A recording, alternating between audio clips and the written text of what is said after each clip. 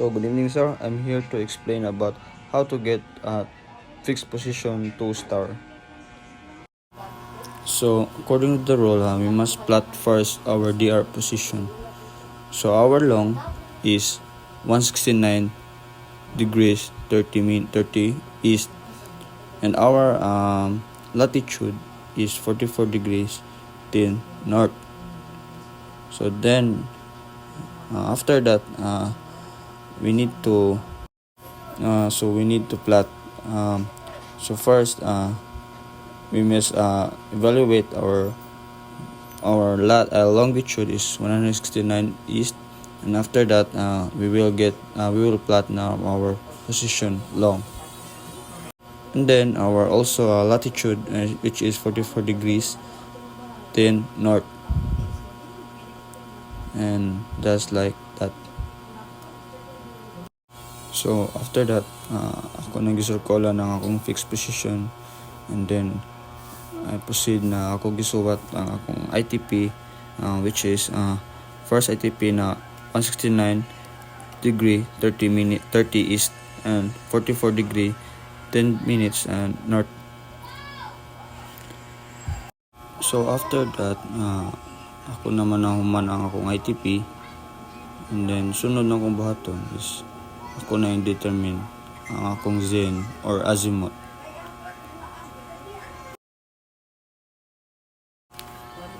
So after that, ako din i-determine ang 85.5 sa compass, which is ang kanang duha ka mga kanang bagis blacklist is ako i-determine sa 85.5, and then sunod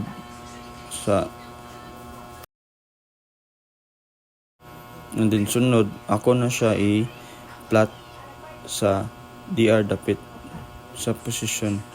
So ako dayon na siya i-compass or i-ruler, gamitog ruler para makuha nako ang akong azimuth. So ako na siya tungod sa akong initial na akong 5.2, and then after that akong gigamitan dayon ang compass para jud ma-measure nako exactly. So nakuha na nako akong 5.2, and then ako yung gibutang dira sa dapit sa DR or sa, and then kung human na dayon, ako na siya giblat.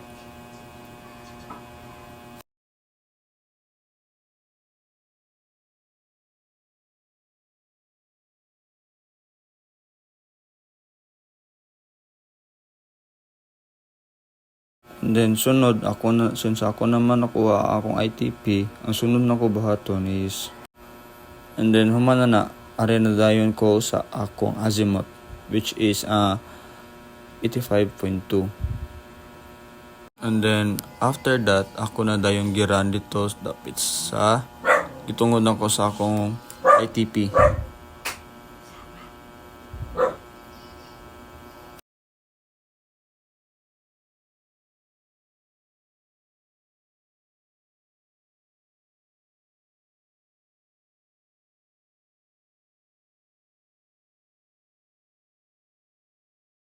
And then after that, ako dayon giran sa ipabaw, ako gitungod sa akong ITP, and then ako dayon gibaglisan.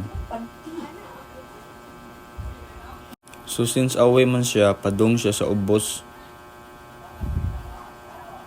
so man nakuha nako, ang sunod nako buhaton is how to find na ako na dayon pangitaw ng akong PL, which is akong PL is 85.2 plus 90, and ang magawas nako is 175.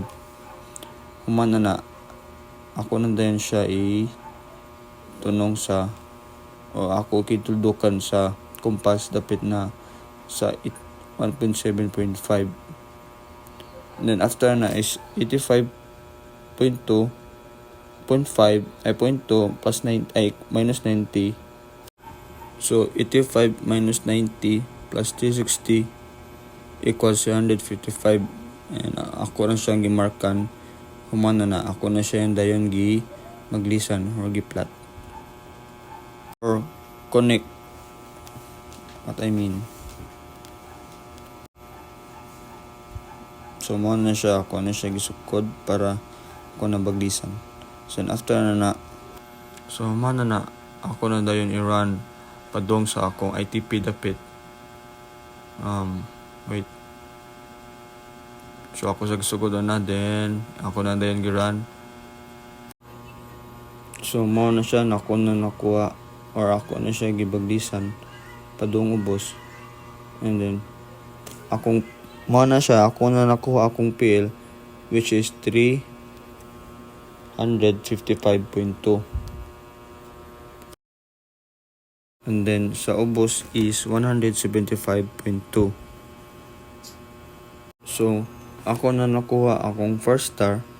Ang sunod na dayon is ako nakuha na akong second star which is ang ZN na 183.5. And then ako na siya i-plot sa akong compass, and then after that ako na siya i-run padong sa akong DR. So towards man siya ako ra paubos ang akong pagsuwat. So nakuha naman ako ang South Star, so ako na din kuhaon ng akong initial which is 6.4 towards. And ako na dayon gigamitan ako og compass. Na ako na siya gi-measure, and then ako na dayon gi-point. So ako na nakuha ang compass, and then after that ako na din kuha na akong sunod na ko NATP kay ang rules man kay ako ra kuhaon ang pinakalas na latitude ug longitude, so ako ra siya i-plot balik. So mo na siya ako na siya ipabalik padung sa ubos, and then also sa